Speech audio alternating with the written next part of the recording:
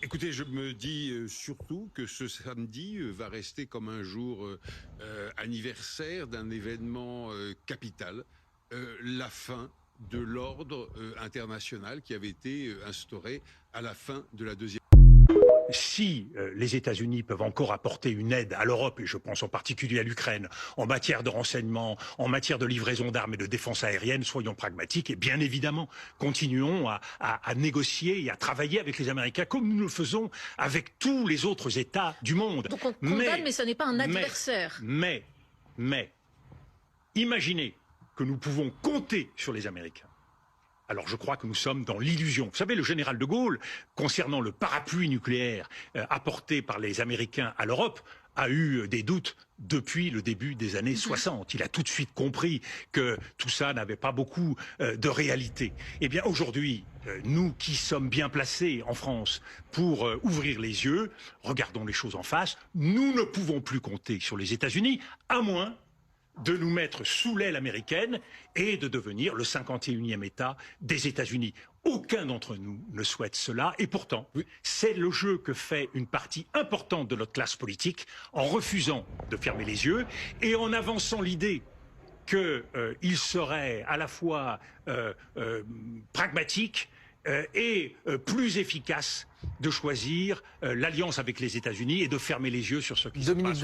Écoutez, je me dis surtout que ce samedi va rester comme un jour anniversaire d'un événement capital, la fin de l'ordre international qui avait été instauré à la fin de la Deuxième Guerre mondiale et qui reposait sur le droit international.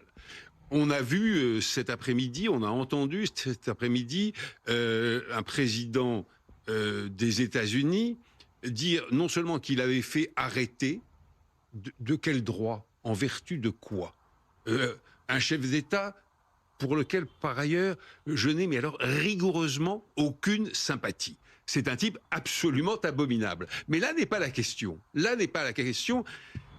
En vertu de quoi le président des États-Unis fait arrêter par une opération militaire un chef d'État étranger sur son propre territoire, et surtout en vertu de quel pouvoir vient-il dire à la face du monde « Nous allons diriger le Venezuela » et les compagnies pétrolières américaines vont investir et développer l'extraction pétrolière au Venezuela.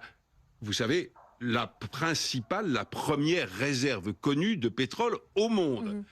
Au nom de quoi dit-il cela, si ce n'est au nom du droit du plus fort? Et il ajoute dans la foulée, d'autres pourraient suivre sur la même liste. Mais d'autres pourraient suivre sur la même liste en Amérique latine, mais d'autres pourraient suivre sur la même liste maintenant en Asie.